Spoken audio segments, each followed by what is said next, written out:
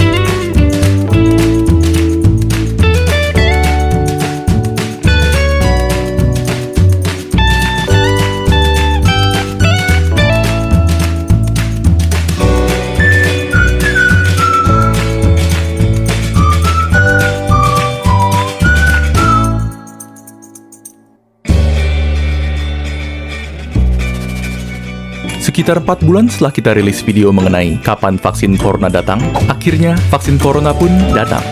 Namun, jika kalian perhatikan di berita, terdapat berbagai macam tipe vaksin corona. Lantas, apa perbedaan antara vaksin-vaksin ini? Apakah ada yang lebih manjur dari yang lain? Atau apakah semuanya sama saja? Untuk menjawab semua pertanyaan tersebut, mari kita simak dalam video ini.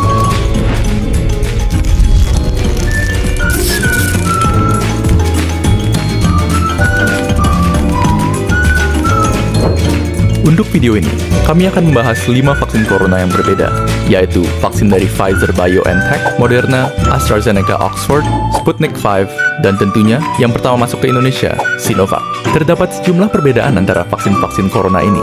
Perbedaan terbesar diantaranya adalah perbedaan berdasarkan cara kerjanya. Maka, untuk video ini, perbedaan itulah yang akan kita bahas.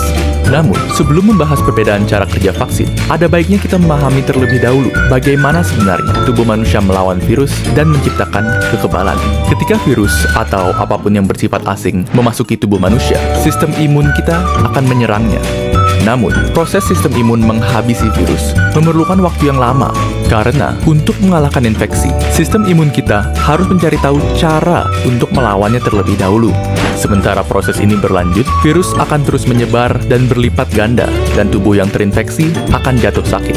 Akhirnya, setelah sistem imun tubuh berhasil menghabisi virus, dia akan terus mengingat cara untuk melawannya, sehingga jika virus yang sama datang lagi, tubuh kita sudah siap menghadapinya. Jadi pada dasarnya, bisa dikatakan bahwa cara kerja semua vaksin itu relatif sama, yaitu untuk memberi sistem imun kita strategi perlawanan virus tanpa harus melawan virusnya secara langsung. Meskipun demikian, cara menyampaikan strategi perlawanan tersebut berbeda-beda untuk tiap vaksin. Kita mulai dengan Sinovac, vaksin COVID-19 buatan Cina yang menggunakan metode inactivated virus atau virus yang dinonaktifkan. Metode ini menggunakan virus COVID-19 yang sudah dibunuh yang kemudian dimasukkan ke dalam tubuh manusia. Walaupun nonaktif dan tidak dapat menyebar, sistem imun tetap akan menanggapinya dan mempelajari cara melawannya. Namun, respon dari sistem imun mungkin saja tidak seampuh jika melawan virus yang masih hidup. Oleh karena itu, tipe vaksin seperti ini memerlukan beberapa dosis supaya efektif. Selanjutnya, terdapat vaksin dari AstraZeneca dan Sputnik V yang menggunakan metode viral vector. Berbeda dengan metode virus non-aktif, metode ini menggunakan virus yang masih hidup namun relatif lebih lemah, seperti adenovirus yang menyebabkan pilek. Virus lemah tersebut kemudian digunakan sebagai tumpangan bagi materi genetik COVID-19 yang akan digunakan oleh sistem imun untuk menciptakan kekebalan tanpa harus mengekspos tubuh terhadap bahaya dari virus corona yang asli. Dan selanjutnya, metode yang paling banyak dibicarakan dan yang termutakhir di antara vaksin-vaksin yang ada, yaitu vaksin mRNA yang digunakan oleh Pfizer dan Moderna. Cara kerja vaksin ini lumayan keren, jadi dengarkan baik-baik. Di dalam COVID-19, terdapat suatu protein yang sangat penting. Protein ini digunakan oleh COVID untuk memasuki sel tubuh manusia dan membuatnya lebih mudah menular. Anggap saja ini sebagai senjata yang membuat COVID terlalu overpowered.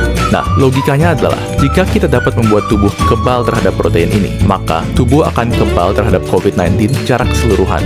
Yang dilakukan oleh peneliti vaksin adalah mengambil bagian dari DNA COVID yang mengandung blueprint untuk protein ini, dan kemudian merubah blueprint tersebut menjadi instruksi bagi sel tubuh untuk membuat proteinnya. Instruksi ini dikenal sebagai mRNA, dan mRNA inilah vaksinnya. Lalu, mengapa kita ingin sel tubuh membuat protein ini? Bukannya itu berbahaya?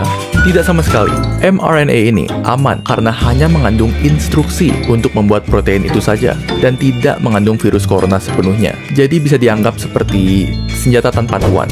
Setelah mRNA masuk ke dalam tubuh, sel tubuh akan mulai membuat protein ini yang kemudian akan ditanggapi oleh sistem imun.